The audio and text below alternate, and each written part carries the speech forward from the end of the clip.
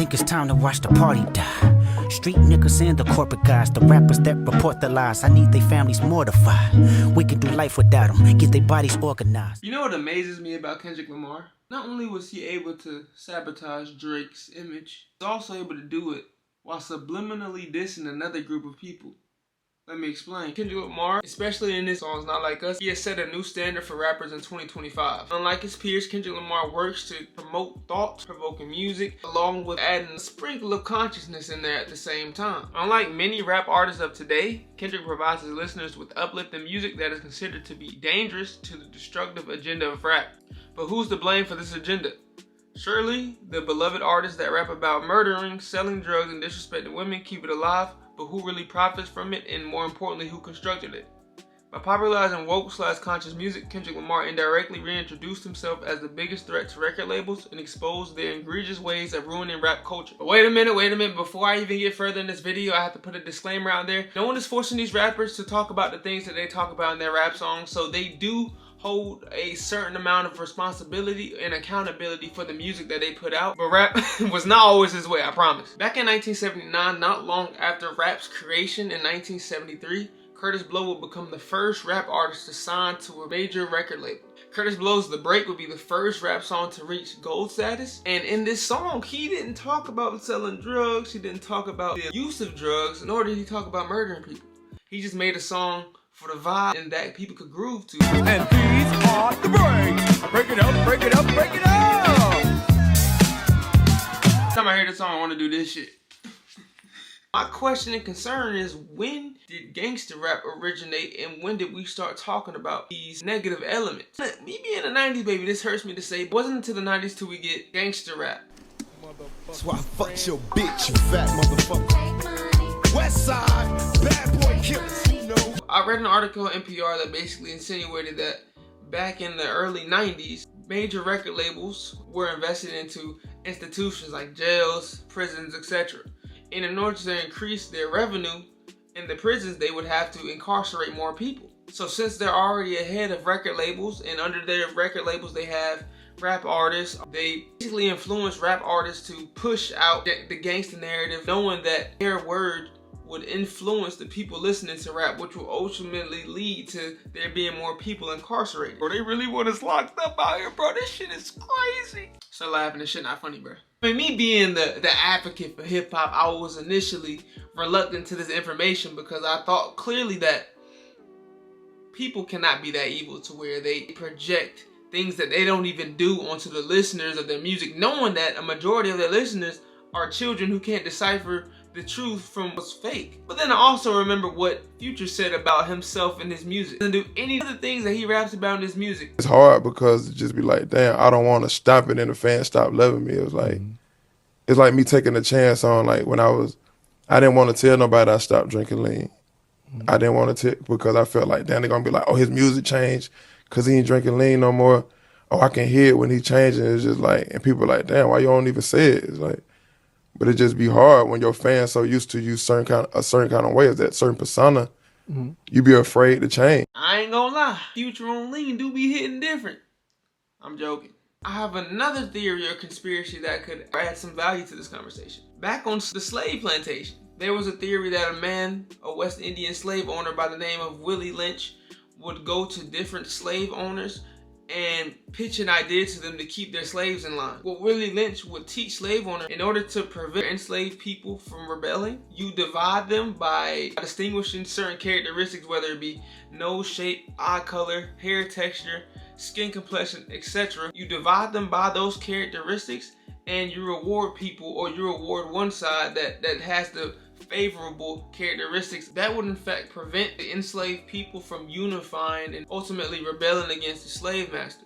I will reiterate that these again are conspiracies, but if you read the real stories behind these two conspiracies that I brought up, the significance of them cannot be ignored, and I encourage you to do that. Alright, now allow me to tie everything together. Back in the summer of 2024, we all know that Kendrick Lamar and Drake were going at each other for the top spot as the #1 rapper in the world. Now me, being a North Carolinian, I of course think that J. Cole is still in this running, but I know that some of y'all dislike that, but I don't give a damn. I'm gonna say what I want to say. The severity of this beef would cause a huge division in rap listeners. On the right side we have Drake, and on the left side we have Kendrick Lamar. This division would be so huge to where it would expand even out there Canadian black people. Regarding this whole Drake situation, and on his podcast I got the Kendrick lovers, which means they're Drake haters.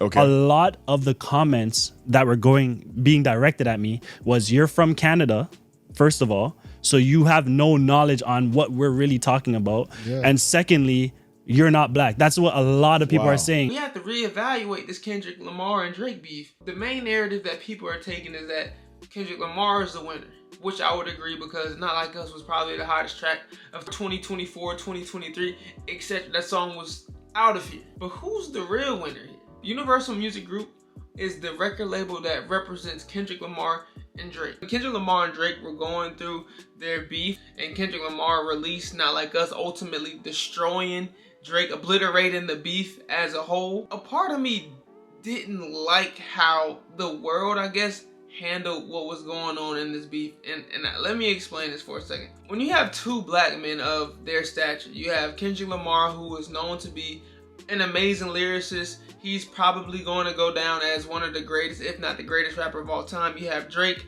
the same with him. He's the top stream rap artist. He's been in that position for the past 2 or 3 years. When you have two people of that stature and of that power going against each other, plus the fact that they're black men, it feels more destructive than it does constructive. When you have children who watch these two artists go back and forth and destroy each other, what does that really say to them?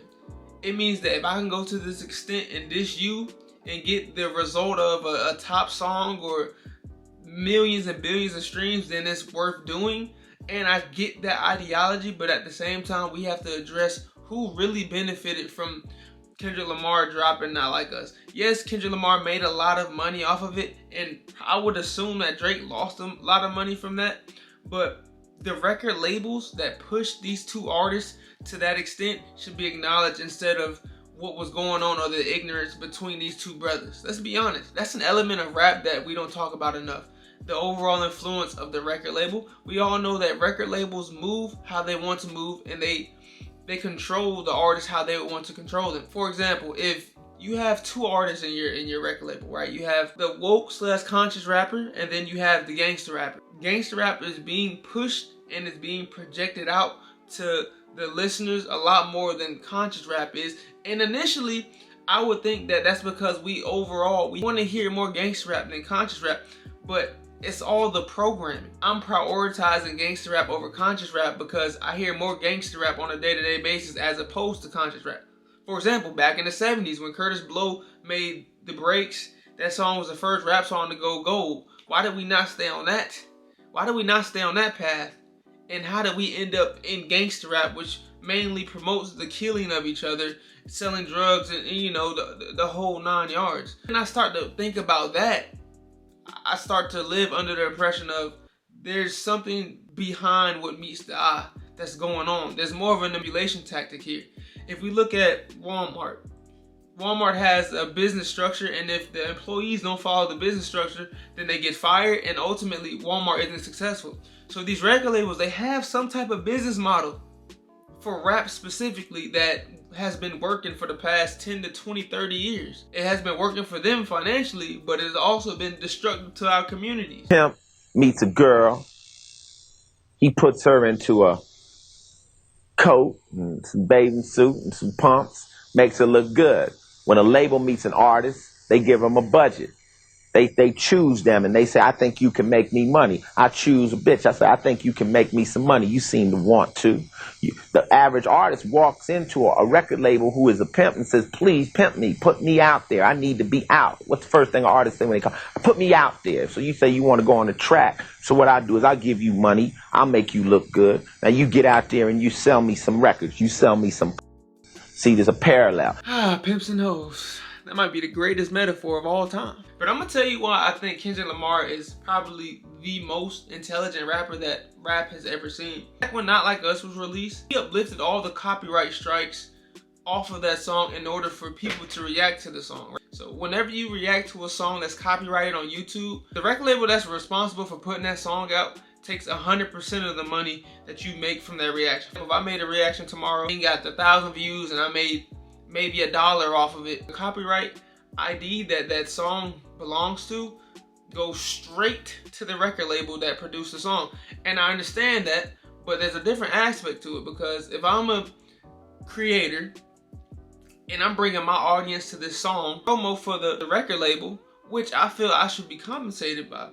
But no, that's not how it goes down, because the record label ends up taking all the money, all the popularity, all the views that you gave to the song, all the recognition that you gave to the song through your likeness, they swipe that money up too. Kendrick Lamar said, I'm gonna uphold that copyright list so you as the creator can eat, and on the back end, we're gonna get paid regardless of the song. Now, they did put the copyright strikes back on that song, but it's just a mere fact that Kendrick Lamar uplifted copyright ID strikes for people to be able to eat off of the reactions that they made of Not Like Us. Now, mind you, of course, that this is some type of marketing in a sense, because if more people are able to make money from Not Like Us, then more reactors will react to the song. If you look at it from that perspective, Kendrick Lamar is gonna have to make his money some way. Not a lot of artists uplift copyright strikes, because that's a major money maker for these record labels. Ask any YouTuber that you know. In this series that he had with Drake, not only was he outing Drake for his malpractices or his opinion of Drake's malpractices, he also mentioned a group of people which is considered to be the party in this diss track. Now, who this party consists of, that's obviously anonymous. We don't know who he could be referring to. We could only use our imaginations to think about who we could be possibly talking about. With me, as you can tell from the video, I thought, or I would assume, that he was mentioning these record labels being a part of the party and pushing a terrible agenda in the rap community, but we have to leave that up to your personal interpretation. Man, if you enjoyed the video, bro, hit the like button, hit the subscribe button, leave a comment down below. Also, let me know how y'all feel about what I talked about in this video. Do you think I'm wrong? Do you think that record labels actually push more positive things or encourage artists to talk about more positive things as opposed to negative things? Let me know your opinions in the comments section. If you're not already, bro, hit the like button, hit the subscribe button, leave a comment down below of what I should talk about next. And until next time, make sure you love yourself and nobody will. Peace and chicken grease.